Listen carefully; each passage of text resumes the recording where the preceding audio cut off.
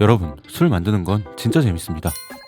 술이 숨쉬는 걸 지켜보고 직접 짜낸 술에 취해보는 재미는 말로 다 할 수 없죠. 하지만 막상 시작하려면 일이 좀 큽니다. 밥솥으로 밥 짓기도 귀찮은데 쌀을 100번 씻어 고두밥을 지어야 하고, 커다란 찜기와 도구들은 자리도 많이 차지하고 가격도 은근 비싸요. 그래서 오늘은 복잡한 과정, 준비물 다 빼버릴 겁니다. 딱 다이소 도구와 즉석밥만으로 술을 담가보려 하는데요. 얼마나 간단하고 맛있는지 끝까지 한번 지켜봐 주세요. 먼저 다이소 탐험부터 가시죠. 즉석밥을 쓰면 쌀을 찌는 과정이 생략되니까 필요한 건 큰 통과 소독용품, 기본적인 도구뿐입니다. 가장 중요한 건 소독입니다. 소독용 알코올과 분무기, 그리고 키친타월까지 있으면 좋아요. 이렇게 뽑아 쓰는 방식이 위생적으로 아주 편해요. 소독용 알코올은 다이소에 없다면 약국에서 구하시면 됩니다. 발효조, 삼배주머니, 양재기도 챙깁니다. 이런 플라스틱 발효조도 가성비가 좋습니다. 저렴한 나무 뒤집개와 항상 새 걸로 쓸 수 있는 뽑아 쓰는 수세미도 샀습니다. 다이소에서 구입한 도구들은 이게 전부입니다. 도구 값을 전부 합치면 21,000원 나와요. 이 도구들은 앞으로도 유용하게 쓸 수 있을 겁니다. 이제 발효할 쌀과 누룩이 필요합니다.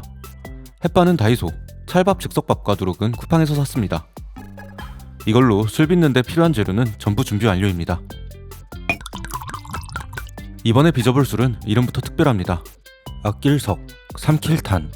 맛이 좋아서 삼키기가 아쉬운 술, 바로 석탄주입니다. 석탄주는 기본적으로 맵쌀 죽으로 밑술을 하고 찹쌀 고두밥으로 덧술을 하는 이양주 방식의 막걸리입니다. 한 번에 빚는 단양주보다 실패 확률도 낮고 맛있고 향긋한 술이에요. 이번엔 전통 석탄주 주방분을 바탕으로 즉석밥으로 빚을 수 있게 살짝 조정해서 준비했습니다.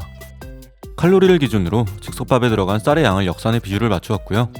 즉석밥이 고두밥보다는 수분이 많은 점을 고려해서 물의 양은 조금 줄였습니다. 양조의 시작과 끝은 소독입니다. 틈날 때마다 도구, 작업대, 손 자주 소독해주세요. 이게 술의 향과 맛을 지키는 첫걸음입니다. 먼저 밑술을 위한 죽을 끓여줍니다. 햇반 2개와 물 800ml를 냄비에 넣고 강불로 잘 끓여줍니다. 끓기 시작하면 불을 살짝 줄이고 저어가며 5분 정도 더 끓여요.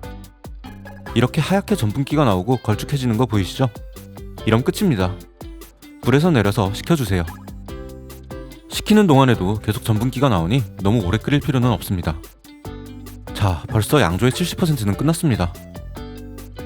누룩은 100g 계량합니다. 저울이 없다면 종이컵 하나 가득이 딱 100g입니다. 남은 누룩은 잘 밀봉해서 보관하세요.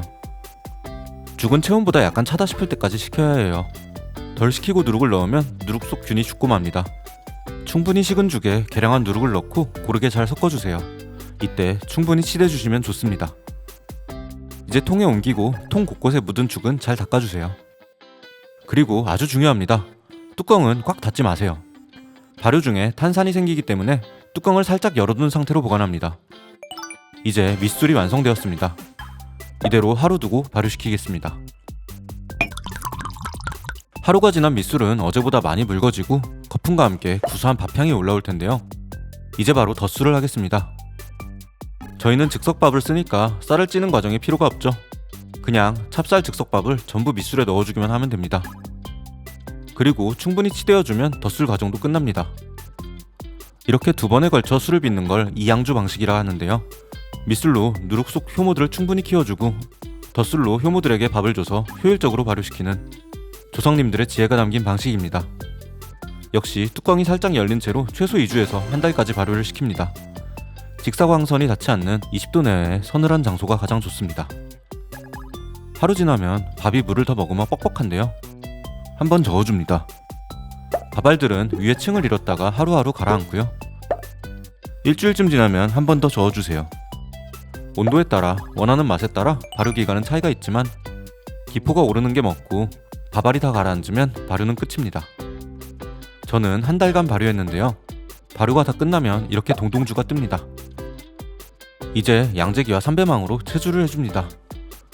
참외처럼 단 향기가 섞인 시원한 막걸리 냄새가 진동합니다. 주머니를 너무 세게 짜면 사방으로 튀니까 조심하세요. 이제 병에 담아줍니다. 저는 3리터짜리 다이소 통에 보관할 거예요.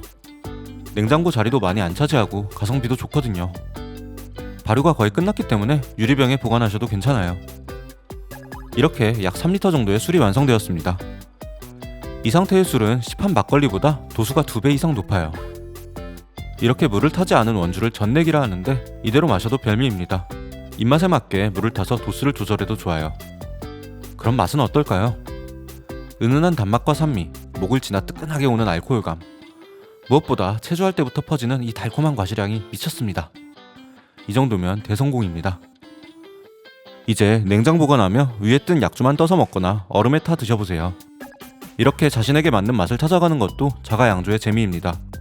막걸리는 발효 음식이라 냉장 숙성 중에도 김치처럼 맛이 더 깊어집니다.